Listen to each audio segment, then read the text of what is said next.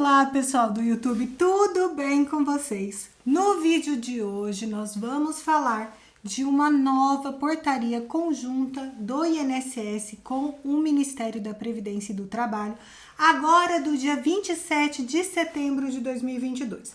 É a portaria 28 de 2022. Fica comigo até o final que teremos informações importantes. Meu nome é Renata Menegassi, eu sou advogada, eu sou especialista em direito previdenciário e eu tô aqui para te ajudar. Antes de falar do tema do vídeo, você sabe, eu tenho pedidos. Se inscreva no canal, deixa seu like e compartilhe esse vídeo nos grupos de WhatsApp e Facebook. Deixe suas dúvidas nos comentários. Já aproveita a oportunidade para te convidar para me seguir lá no Instagram. Eu vou deixar meu usuário aqui na tela, mas é @doutora Renata Menegassi. Vai ser um prazer te ter lá no Instagram. Lá eu estou sempre respondendo as dúvidas dos seguidores por direct ou na caixinha de perguntas. Tem um link de WhatsApp na descrição do vídeo para agendamento de consulta. É só clicar no link que você consegue agendar uma consulta aqui com o escritório. A portaria conjunta do Ministério do Trabalho e Previdência Social e o INSS, a portaria 28, agora do dia 27 de setembro de 2022, saiu para disciplinar os requisitos e forma de encaminhamento da apuração de irregularidades ou fraude e a efetivação de um bloqueio previsto no artigo 179-E do Regulamento da Previdência Social, que é o Decreto 3048 de 99, com as devidas modificações posteriores. Então, primeiro nós vamos falar do artigo que essa portaria está tentando regulamentar. O artigo 179-E, ele tem a seguinte redação: os benefícios administrados pelo INSS que forem objetos de apuração de irregularidade ou fraude pela Coordenação Geral de Inteligência Previdenciária e Trabalhista da Secretaria Especial de Previdência e Trabalho do Ministério da Economia poderão ter o respectivo valor bloqueado cautelarmente pelo INSS por meio de decisão fundamentada quando houver risco iminente de prejuízo ao erário e restarem evidenciados elementos suficientes que indiquem a existência de irregularidade ou fraude na sua concessão ou manutenção, hipótese em que será facultado ao titular a apresentação de defesa nos termos do disposto nesse regulamento. Esse artigo ele foi incluído pelo Decreto 10.410 de 2020. Esse é o artigo que prevê o bloqueio de pagamento enviado ao banco, impossibilitando temporariamente a movimentação do valor do seu benefício. A tramitação do processo ela deve ser concluída em um prazo de 30 dias contados da apresentação de defesa pelo segurado. Encerrado esse prazo de 30 dias, mesmo se não houver conclusão do processo, o benefício ele deve necessariamente ser desbloqueado. Se o segurado não apresentar defesa, o bloqueio será convertido em uma suspensão do benefício que está sendo questionado. Aí, tivemos essa portaria iniciando a regulamentação do bloqueio de pagamentos para benefícios com suspeita de fraude ou irregularidade. Povo, não estamos falando de pente fino de benefícios por incapacidade em razão de alegação do INSS de superação de sequela ou de superação de incapacidade ou qualquer coisa assim. Nós não estamos falando disso. Aqui nós estamos falando de benefícios com suspeita de fraude ou irregularidade. Por exemplo, vamos a um exemplo. Concessão de aposentadoria contando o tempo que o INSS depois verificou que o INSS teve um acesso a uma declaração expressa do empregador, da última empregadora da pessoa, do segurado, que o segurado não tinha trabalhado em determinada empresa. Então, o INSS estava excluindo o tempo porque o empregador falou que a pessoa não estava trabalhando lá. Então, tem irregularidade.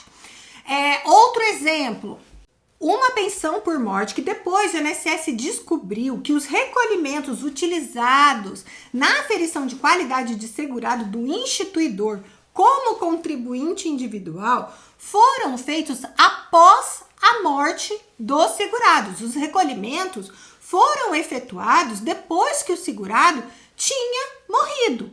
Então, também temos suspeita de fraude.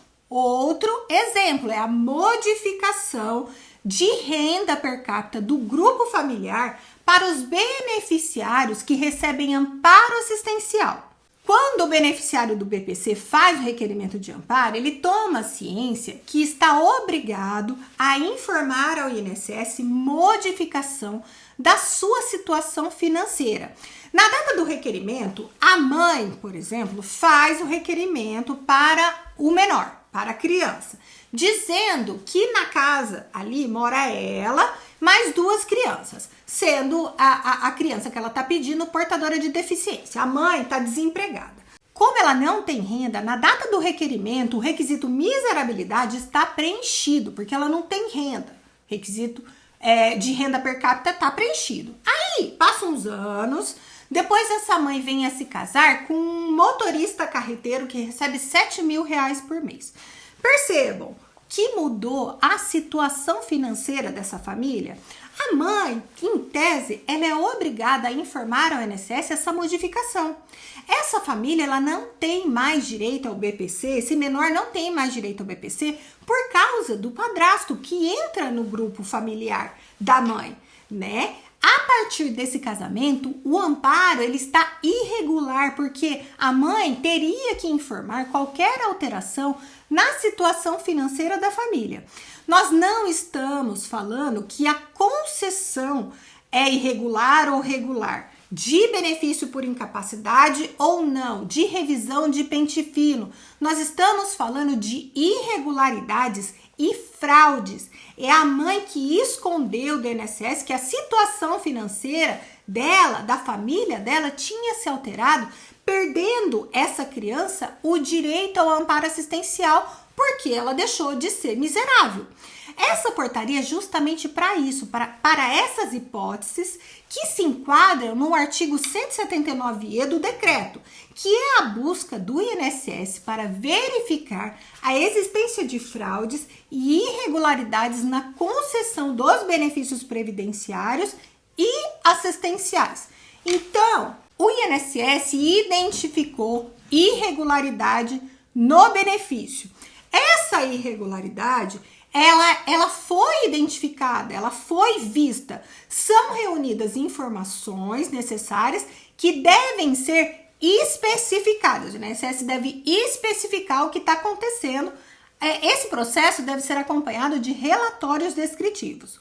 Tomada a medida de bloqueio, deve ser juntada uma decisão fundamentada que contenha o que aconteceu com o benefício, as circunstâncias que justificaram esse bloqueio, elementos probatórios, elementos que comprovem a existência de uma fraude ou de uma irregularidade e o risco de prejuízo ao Estado.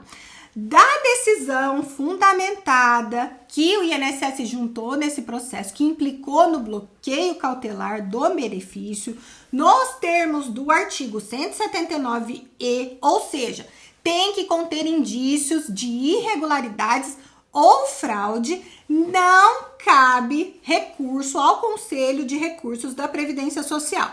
Então, o INSS decidiu bloquear o teu benefício para investigar melhor e dar a oportunidade para o segurado de se defender.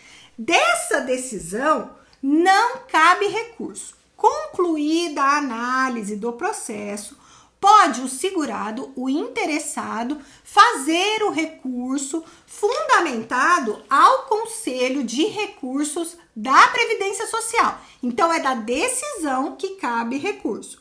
Agora, vamos a um ponto importante, muito importante. E se o benefício foi concedido na via judicial? Pode o INSS bloquear o pagamento para apuração de irregularidade que fundamentou a concessão desse benefício?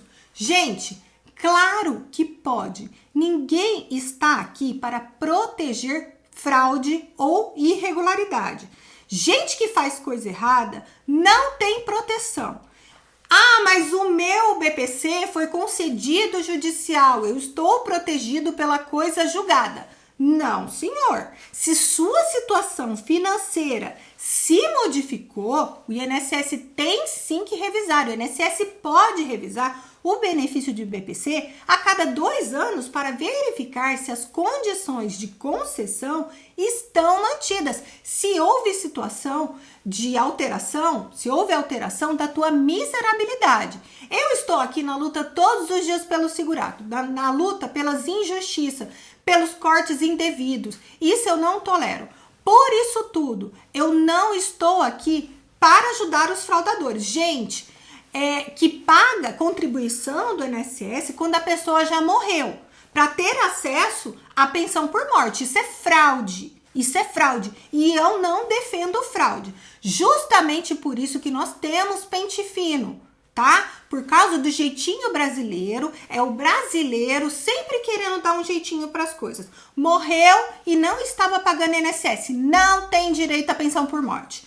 Modificou a situação financeira da família e não informou para o INSS, não tem direito ao BPC. A situação da família ficou boa. A situação da família, eles estão vivendo com R$7.000. Então, o INSS pode sim rever esse benefício, mesmo se ele foi concedido na via judicial. Novamente, pessoal, eu não estou falando de revisão de benefício por incapacidade ou auxílio-acidente, em que o INSS afirma que houve a superação da incapacidade ou da sequela. Essa revisão ainda vai ser regulamentada.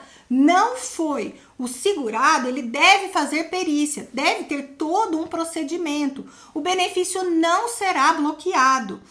A portaria, essa portaria 28 é para proteger os cofres públicos dos fraudadores. Fiquem tranquilos. Se você fez tudo certinho, você não tem com que se preocupar. Você pode ficar tranquilo. Tá aí um vídeo sobre a portaria 28 de 2022, tá? Que ela é para regulamentar um processo para revisão e bloqueio de pagamentos em razão de benefícios concedidos com irregularidade ou suspeita de fraude. Tão somente isso.